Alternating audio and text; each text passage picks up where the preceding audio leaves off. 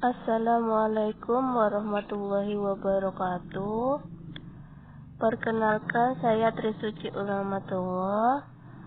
Pada video kali ini saya akan membahas mengenai review buku yang berjudul Ekonomi Pembangunan dari penulis yaitu Bapak Sugidin.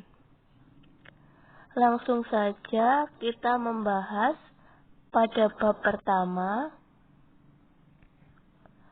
Pada bab ini terdapat beberapa subbab, yaitu yang pertama yaitu sistem ekonomi pada umumnya, perkembangan sistem dan pemikiran ekonomi, serta yang terakhir yaitu pembagian sistem ekonomi.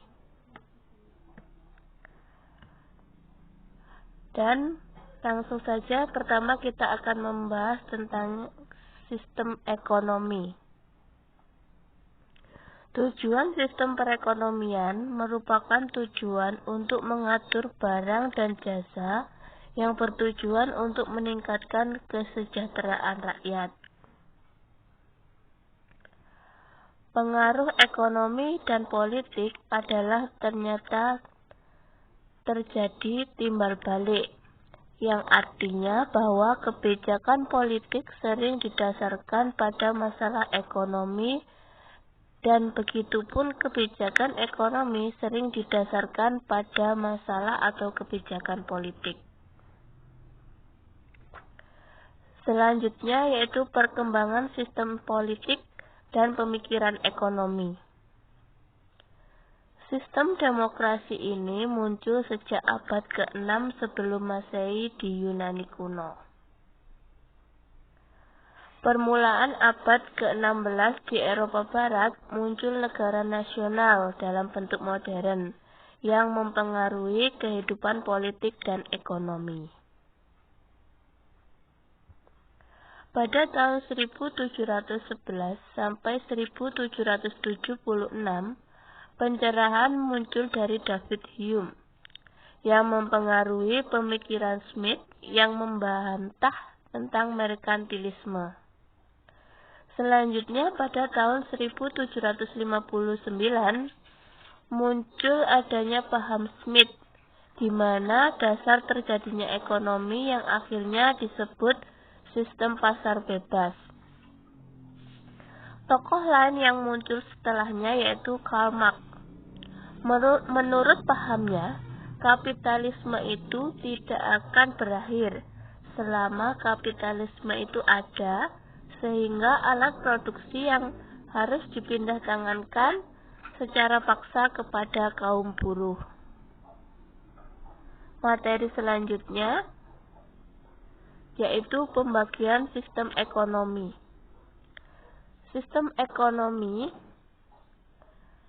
pada awal muncul yaitu dua sistem, yaitu sistem ekonomi pasar dan sistem ekonomi perencanaan. Namun, setelah perkembangan, muncullah sistem baru, yaitu sistem ekonomi campuran.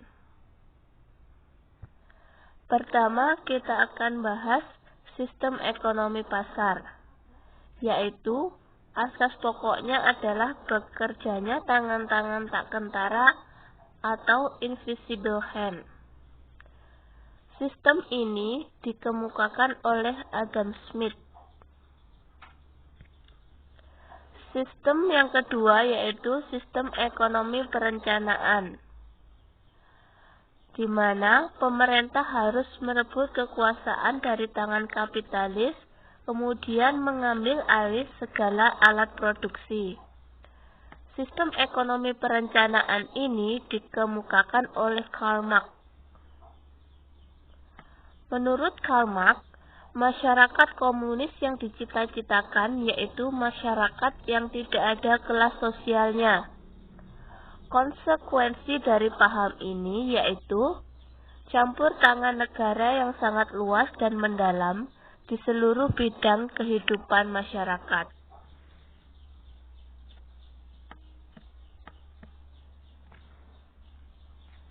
Selanjutnya yaitu sistem perekonomian di Indonesia.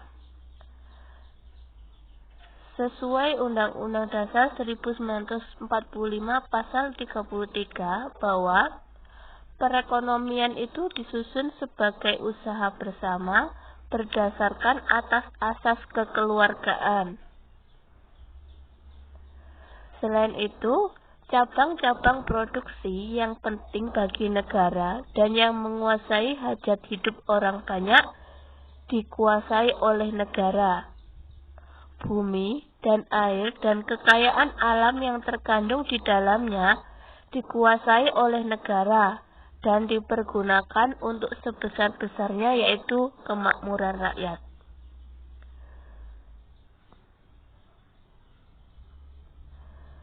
Sistem perekonomian Indonesia tidak hanya berkisar pada sistem campuran, namun juga mengarah ke bentuk baru, yaitu sistem ekonomi Pancasila. Berikut penjelasan saya. Jika ada salah kata, mohon dimaafkan. Semoga materi ini bermanfaat. Assalamualaikum warahmatullahi wabarakatuh.